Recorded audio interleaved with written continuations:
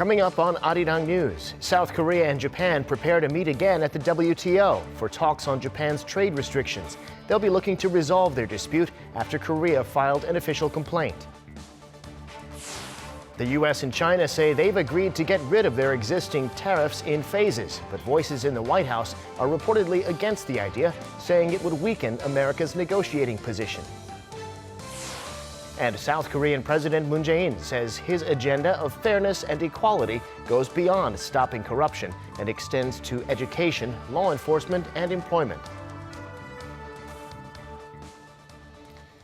It's 4:00 p.m. here in Seoul. Thanks for tuning in to Arirang News. I'm Devin Whiting. President Moon Jae-in says his government's mission is to stop corruption and establish a fair society. He was speaking Friday at the Blue House in a meeting attended by dozens of his administration's top officials. 오늘 반부패 정책 협의회를 공정사회를 향한 반부패 정책 협의회로 확대 개편하는 것은 부패를 바로잡는 것에서 그치지 않고 우리 사회 전반에 공정의 가치를 뿌리내리겠다는 정부의 강력한 의지와 각오를 분명히 하는 것이기도 합니다. President Moon emphasized the need to eliminate the unfair privilege enjoyed by powerful people, which influences investigations and trials. He also called for equality in education and employment so that people are selected for their abilities rather than their regional and family backgrounds. As for prosecutorial reform, President Moon credited the prosecution for how it's working actively on its self-reform and instructed it to cooperate with the Justice Ministry in the process. The prosecution, he said, has achieved a fair level of neutrality, but still needs to better protect human rights in its investigation and indictment procedures. President Moon will meet for dinner at the Blue House this Sunday with the leaders of the 5 political parties, including the chair of the main opposition Liberty Korea Party, Hwang Kyo-an. The president's hosting the party leaders to thank them for going to his mother's funeral and for offering their condolences. But they're also likely to discuss various state issues regarding the economy, diplomacy, and society. And with the gathering coming right after President Moon enters the halfway point of his presidency on Saturday, he's expected to ask for the party's support for his administration's policies. It would also be the first such meeting since July, when they met mainly to discuss Japan's export curbs. The U.S. Secretary of Defense Mark Esper is coming to South Korea next week. It seems he's likely coming to try and get Seoul to change its mind about ending its military intel sharing pact with another American ally, Japan. Lee Seung-jae reports. Yet another U.S. official is headed to Seoul as Washington attempts to twist Seoul's arm and get it to rescind its decision to scrap the GSOMIA military intel sharing pact.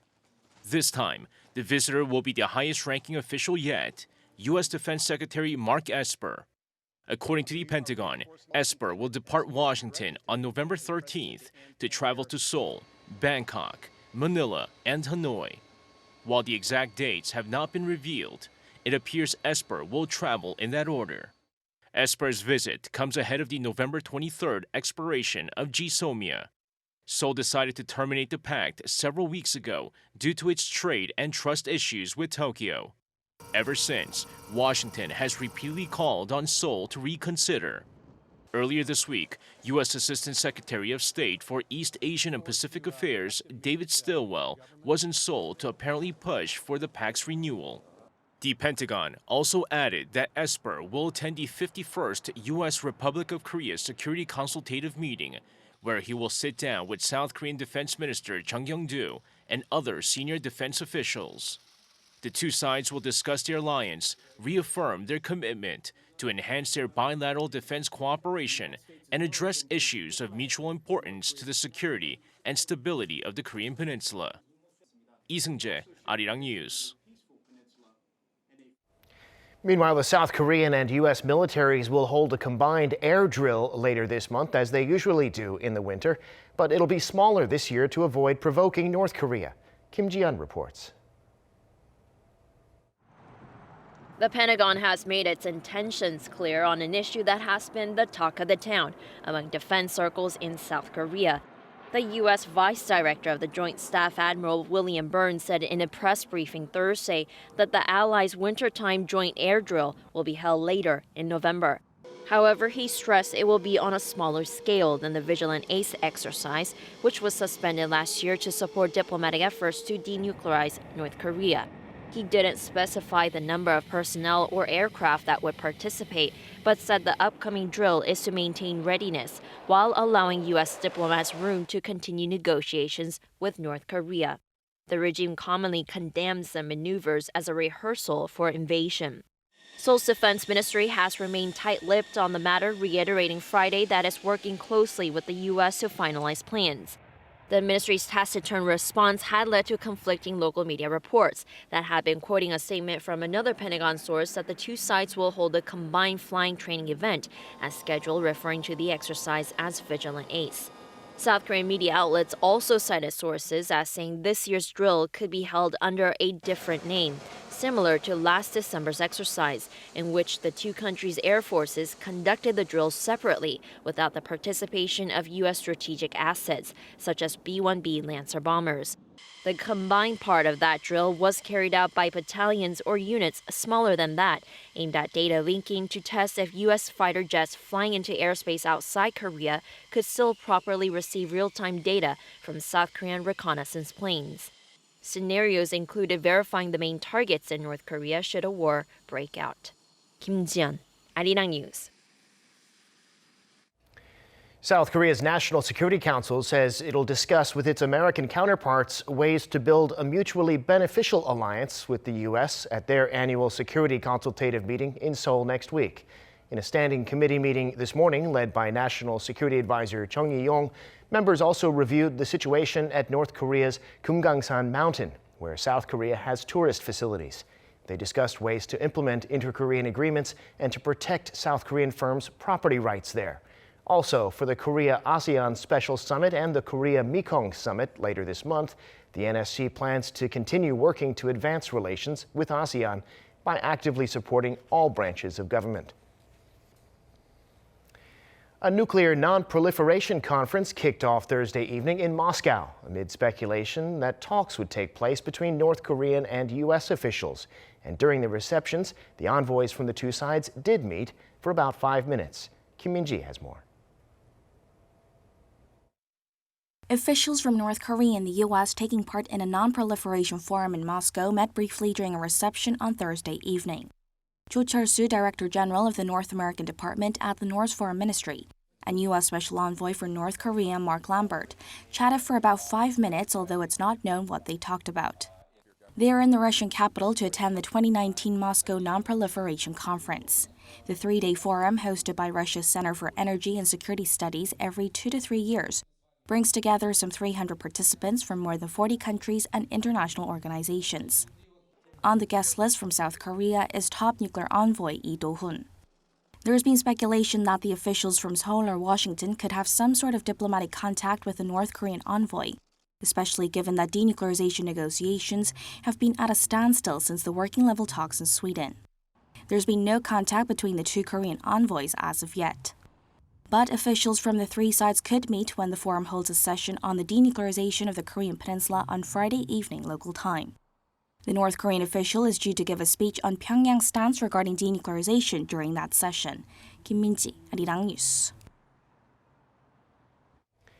The U.S. Assistant Secretary of State for East Asian and Pacific Affairs, David Stilwell, says he believes North Korea should not set a deadline for a so-called new calculation method on denuclearization. According to a transcript released this week by the State Department, Stilwell made the remarks on October 26th while in Tokyo. He said North Korea has the ability to bring the U.S. to the negotiating table, but setting up a deadline does not help that process. It's a technique he said the regime has used in the past, and he urged the North to pursue dialogue instead of setting deadlines. After scrapping a highly anticipated summit of world leaders last week as the country struggles with anti-government protests, Chile is now reportedly in discussions with the U.S. about co-hosting the APEC summit in the United States in January. Reuters reports that U.S. Secretary of State Mike Pompeo has been telling other diplomats that the United States was thinking of hosting the summit. Chile canceled the APEC summit that was originally scheduled for November 16th and 17th because of the violent protests. If it cannot be rearranged, Malaysia is set to host the next APEC summit scheduled for the end of 2020.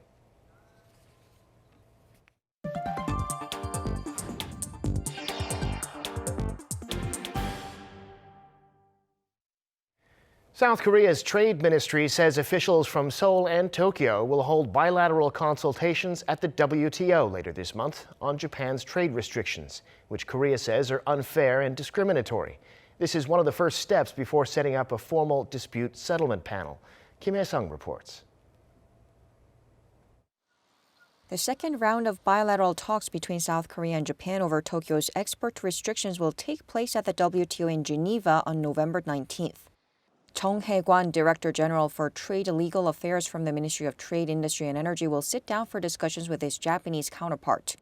In a statement, South Korea's Trade Ministry said it'll implement procedures required for the WTO's dispute settlement and do its utmost to resolve Japan's export restriction measures. Seoul and Tokyo held their first round of talks last month at the WTO but failed to reach an agreement. In July, Japan imposed export curbs on 3 key materials to Seoul that are used by Korean companies to produce semiconductors and display panels. The South Korean government in September filed a complaint with the WTO saying Japan's move goes against the principle of free trade and is inconsistent with its obligations under various WTO agreements. Under WTO rules, nations in a dispute are mandated to launch bilateral discussions within 30 days of filing a complaint. If a resolution is not reached within 60 days of filing a petition, a WTO dispute settlement panel can be set up. Kim Hae-sung, Arirang News. Both China and the US have indicated that they're going to remove their existing tariffs on each other in phases, news that sent stocks on Wall Street higher. But some officials in the White House are reportedly against the idea. Yoon Jung-min reports. With the U.S. and China agreeing to scrap tariffs in phases as part of a partial deal to end a month-long trade dispute, some officials at the White House have reportedly raised opposition against the idea. Citing multiple sources, Reuters said the agreement to remove tariffs has faced fierce opposition from within the White House and from outside advisors. They have reportedly said a tariff rollback was not included in the deal reached between high-level officials from the two sides in October. The report added there is a divide over removal of tariffs amid concerns that it could be disadvantageous to Washington in negotiations with Beijing. Earlier, China's Commerce Ministry said it had reached a deal with Washington to remove tariffs on each other's goods as part of the agreement. Reuters said the U.S. also has confirmed it, citing an anonymous U.S. official. Upon the news of the tariff removal, U.S. stocks again recorded an all-time high. The Dow Jones Industrial Average rose about 0.7% to 27,674, while the S&P 500 and the Nasdaq were up by roughly 0.3% each. President Trump celebrated the stock rally on his Twitter, saying, quote, "A new record. Enjoy." However, the news about the opposition to rolling back tariffs has also negatively affected the stock market a bit. Yoon Jung-min, Arirang News. Time now for an in-depth look at the market news on this Friday, and for that I'm joined on the line by Dr. Kim Se-wan, Professor of Economics at Ewha Women's University. Dr. Kim, thank you for coming on today. Good afternoon. As we just heard yesterday, China's Ministry of Commerce said it has reached an agreement with the U.S. to gradually withdraw the tariffs they've put on each other. Does that mean they have in fact reached their Phase 1 deal?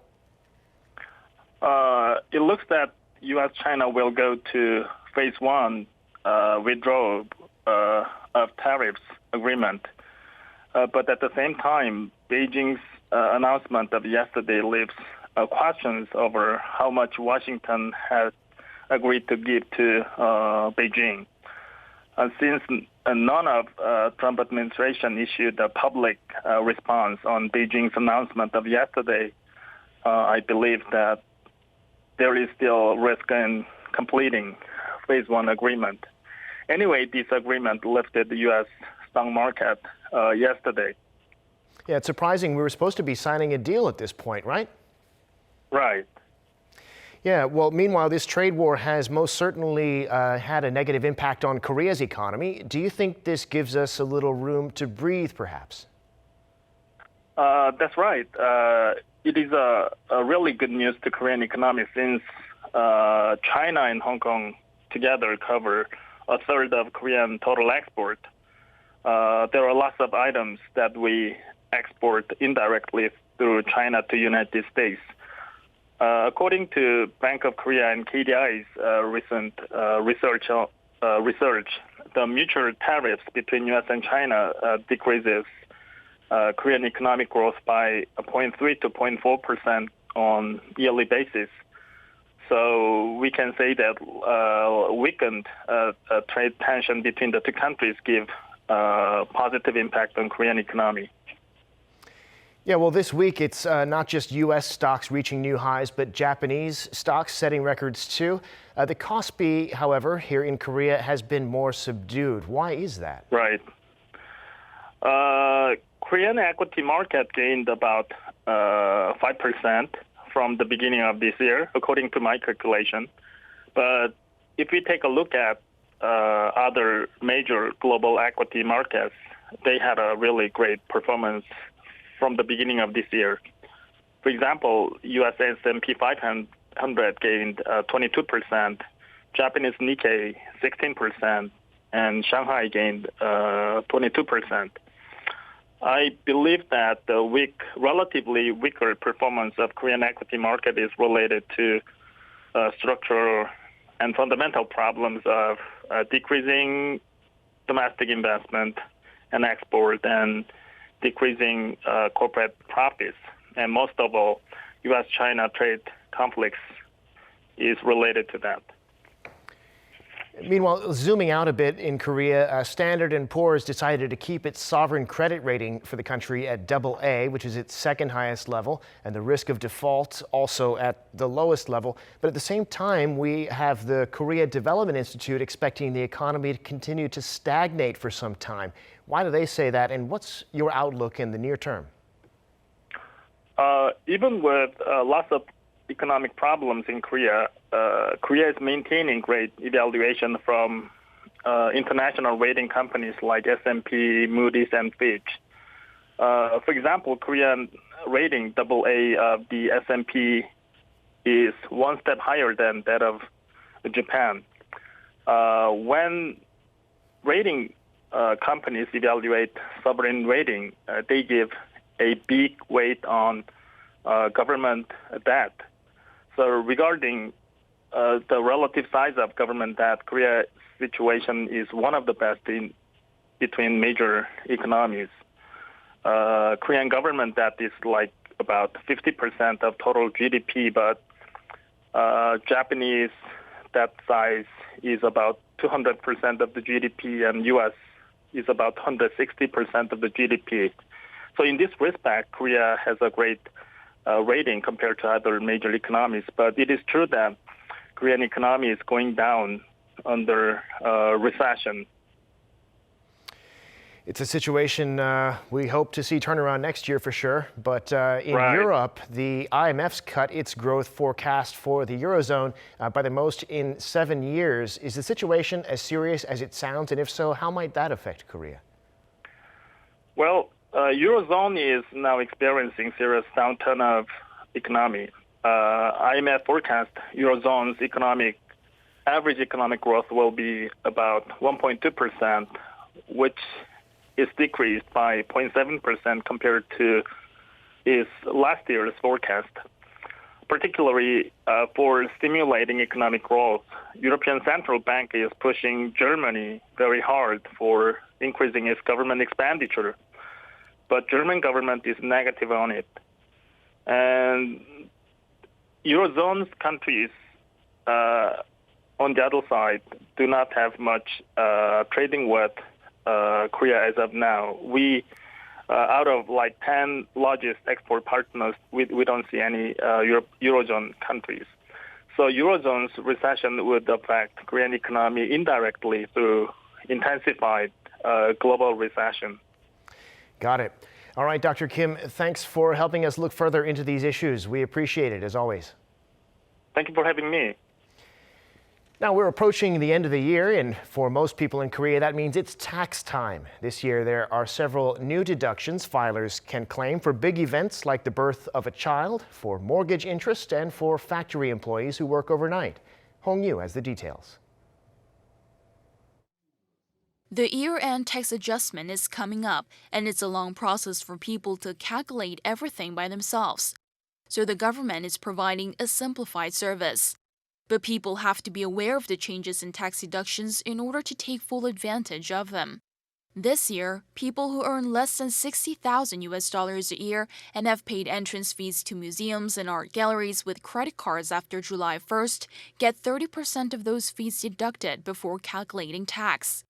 Also, postnatal care expenses are now included in medical expenses that are eligible for a tax deduction. Again, people who earn less than $60,000 a year can get up to $2,500 of tax exemption for every birth. The mother has to submit evidence with her name and the receipt to her company. Factory workers get income tax exemption for working hours between 10 p.m. and 6 a.m. People working in care services, beauty-related services, and accommodation services who earn less than $1,800 a month will be exempt from income tax. And workers that don't own a home or who own a single home worth less than $430,000 can get the interest back on mortgage loans paid to financial institutions.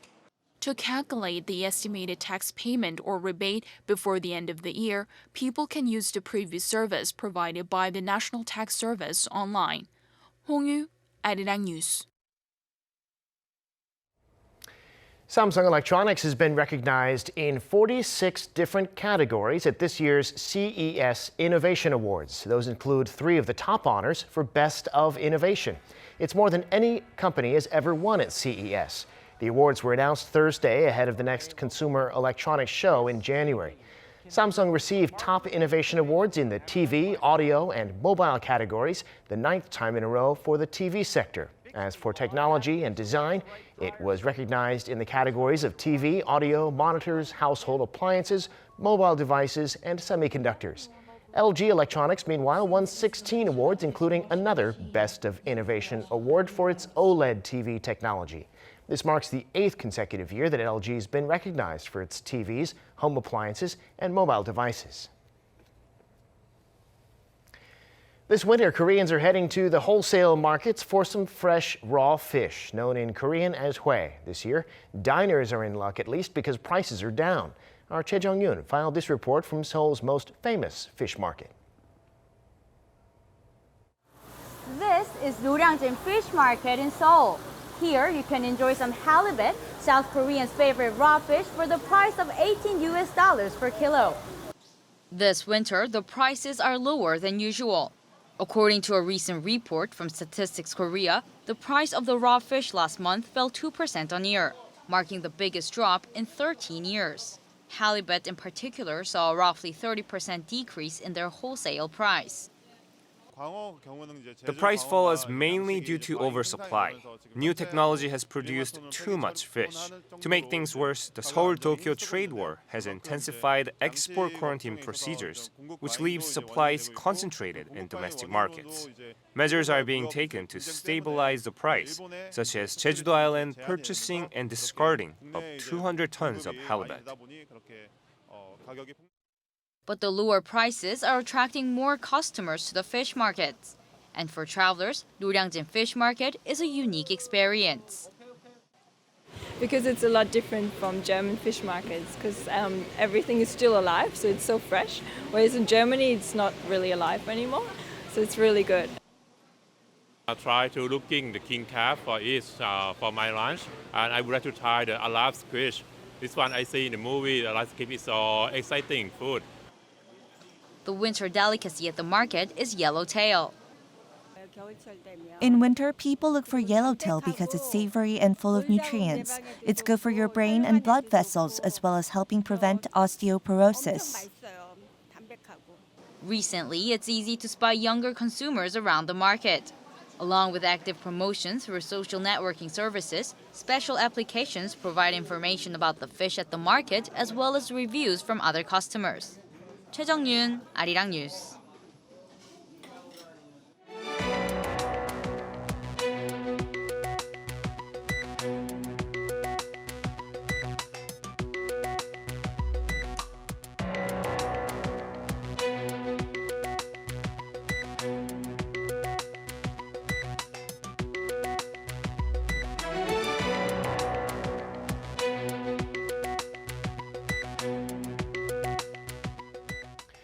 And that brings us to the end of this newscast. Thank you for watching. More live news coming your way at 7 p.m. Korea time.